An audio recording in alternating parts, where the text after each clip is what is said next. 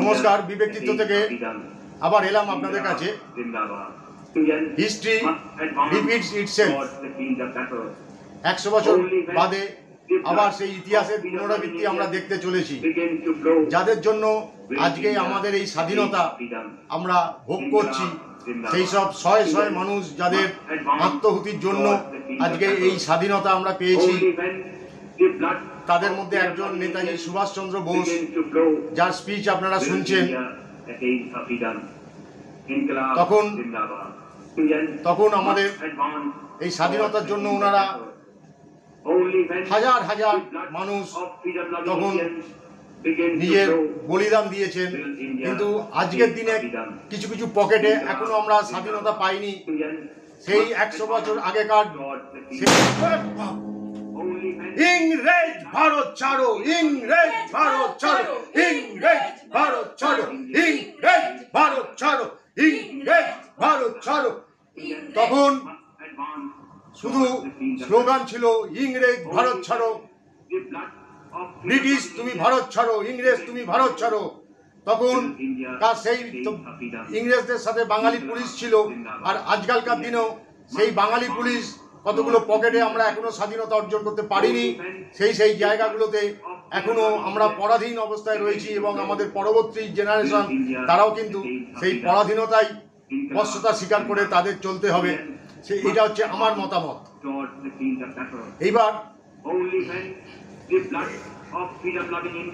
এইবার যে কথাটা আপনাদের বলতে এসেছি, সেই কথাটা আমি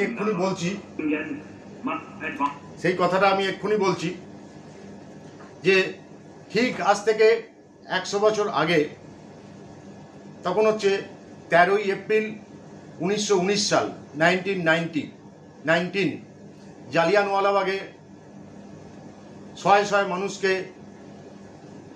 গণহত্যা করেছিলেন ডায়ারের সেই পুলিশ।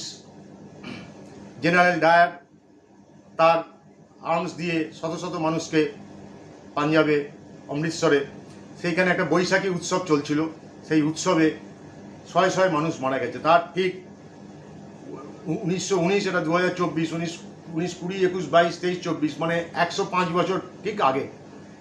ঠিক মানে ইতিহাস যদি 100 বছর পর পর পুনরাবৃত্তি হয়, আজকে কিন্তু আমরা সেটা বাংলায় দেখতে পাচ্ছি।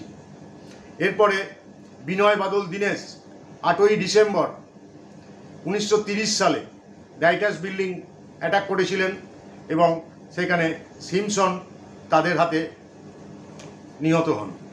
সেইটা হতে এখনও 6 বছর বাকি আছে। তাহলে দেখা যাচ্ছে ক্ষুদিরাম বসু যখন বিচার হয়, উনি যখন মুজফ্ফরপুর জেলে 1908 সালে, তখন ওনার 18 বছর বয়স। 11ই আগস্ট, মানে ঠিক এই মাসে 11ই আগস্ট ওনার যখন ফাঁসি হয়, সেটার থেকে আমরা 100 বছর পার করে এসেছি। মোটামুটি ধরা যেতে পারে নিয়ার অ্যাবাউট কম বেশি 100 বছরের মধ্যেই কিন্তু আবার এই মুভমেন্ট, তখন ছিল ইংরেজ ভারত ছাড়ো, এখন হয়েছে খুনি, ধর্ষণকারী, সাপোর্টাররা এবং যারা এইসব কাজ করেছে তারা বাংলা ছাড়ো। তখন ছিল ভারত ছাড়ো, এখন হচ্ছে বাংলা ছাড়ো। তখন কিন্তু কুইট ইন্ডিয়া মুভমেন্টে গান্ধীজির ইংরেজ কিন্তু এখান থেকে পালায়নি, পালিয়েছিলেন নেতাজির ভয় এবং নেতাজির জন্য। এবং যাবার সময় চাচা নেহেরুর সাথে চুক্তি করে গিয়েছিলেন যে নেতাজিকে ইন্টারন্যাশনাল কয়েদি হিসাবে ট্রিট করা হোক এবং ট্রিট করা হবে। যখনই ওনার সন্ধান পাওয়া যাবে যে কোনো জায়গায়, তখন ব্রিটিশরা তাকে সেইখান থেকে অ্যারেস্ট করবে। মানে অ্যারেস্ট করার পর সেটা মানে বুঝতেই পারছেন এবং সেটা কী হবে। ওই জন্য নেতাজি সুভাষচন্দ্র বোস বেঁচে থাকা অবস্থাতেও কিন্তু নিজের আত্মপ্রকাশ উনি করতে পারেননি, কারণ উনিও জানতেন যে ওকে যে চক্রের মধ্যে, চক্রব্যূহের মধ্যে এই চাচারা এগ্রিমেন্ট সই করে যেটা করেছিলেন, তাই জন্য সেই চক্রব্যূহ থেকে বেরোবার ওনার কোনো রাস্তা নেই। ওনার জীবনটা অন্তরালেই ওনাকে কাটাতে হয়েছিল। সেটা আমরা পরবর্তীকালে গুমনামি বাবা বা যে কারণে হোক সেটা আমরা জানি এবং এইটাই সত্যি।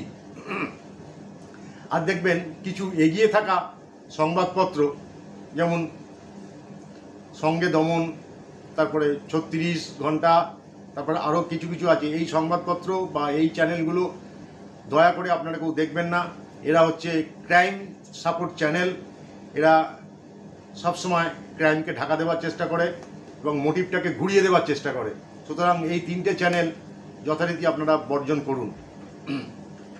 আর যে জিনিসটা বলার আছে যে এখনকার দিনে আমাদের এইখানে যে মুভমেন্টটা শুরু হয়েছে, সেই মুভমেন্টটা কিন্তু বন্ধ করার জন্য এইসব চ্যানেলগুলো নানা রকম গুজব ছড়াচ্ছে।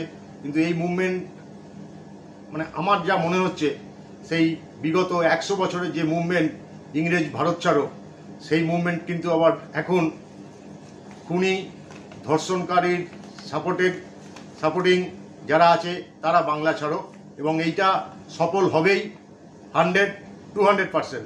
এইটা আপনারা দেখে রাখবেন। আর একটা জিনিস, একটা সিনেমা হয়তো আজকেই রিলিজ করেছে, ডায়েরি অফ ওয়েস্ট বেঙ্গল। এই সিনেমাটা বাংলায় সামনের দিনে যে বিপদ, সেইটাকে দেখিয়ে এই সিনেমাটা বানানো হয়েছে। 2021-এর ইলেকশনের পর থেকে যা যা নিষ্ঠুরতা, যা যা অরাজকতা, যা যা নির্মমতা যা হয়েছে, সেগুলো সব এই সিনেমাতে তুলে দেওয়া হয়েছে। এইগুলো প্রত্যেকটা ফ্যাক্ট। এবং বাংলার প্রযোজক সনোজ কুমার মিশ্র, উনি এই পিকচারটি বানিয়েছেন। সচরাচর যা হয়, আমাদের ওয়েস্ট বেঙ্গল সরকার এইটা নিয়ে হাইকোর্টে দরবার করেছে যেন এটা রিলিজ না হয়, এবং যাকে দিয়ে করিয়েছে এই কি রাজীব কুমার ঝা না কি একজন টাইটেল, ওকে দিয়ে করিয়েছে, এবং সে নিজেও জানে না এই সিনেমাটার মধ্যে কি আছে এবং কোন উক্তিগুলো বা কোন সিনটা তার অসুবিধে হয়েছে, যে মনে হচ্ছে যেন এইটা। কিন্তু এটা সেন্সর বোর্ড পাস করেছে এবং হাইকোর্ট বলে দিয়েছে যে এইটা সেন্সর বোর্ডে পাস হয়েছে। এবং যিনি উকিল গিয়েছিলেন, অ্যাডভোকেট, তাকে বলেছে আপনি কি সিনেমাটা দেখেছেন? উনি বলছেন না। বলে তাহলে আপনি বললেন কি করে যে এই সিনেমাটা মানে ওয়েস্ট বেঙ্গলে যেন রিলিজ না করা হয়? কোন সিনটা আপনার খারাপ লেগেছে? বলছে না, আমি তো সিনেমাটা দেখিনি। বলছে সিনেমাটা না দেখে আপনি বুঝলেন কি করে এটা কি সিনেমা? তো এইসব হচ্ছে কাণ্ড কারখানা, সেটা আপনাকে বললাম। তো এই সিনেমাটা এলে নিশ্চয়ই আমরা দেখব। এই সিনেমাটায় দেখানো হয়েছে যে আমাদের এই ওয়েস্ট বেঙ্গলে ডেমোগ্রাফি যে কিভাবে চেঞ্জ হয়ে যাচ্ছে দিনের পর দিন। মানে 2015 সালের পর থেকে যে ডেমোগ্রাফি কিভাবে চেঞ্জ করছে এই সরকার, সেইগুলোকে পরিষ্কারভাবে তুলে দেওয়া হয়েছে। এবং মানে এই সিন চলতে থাকলে মানে আমাদের এইখানে আমরা বাঙালি, মানে হিন্দু বাঙালি বা যারা মুসলিম বাঙালি, প্রত্যেককে আমাদের জীবন অতিষ্ঠ হয়ে উঠবে। সুতরাং এইটাকে প্রতিবাদ করা এবং এই সিনেমাটা দেখা আমি মনে করি আমাদের প্রত্যেককার কর্তব্য। কিভাবে রোহিঙ্গা দিয়ে আমাদের এই শুধুমাত্র কয়েকটা স্টেটে ঢুকিয়ে আমাদের এই ডেমোগ্রাফি চেঞ্জ করা হচ্ছে। আজকে রাখলাম, আবার সামনের দিন দেখা হবে। ভালো থাকবেন।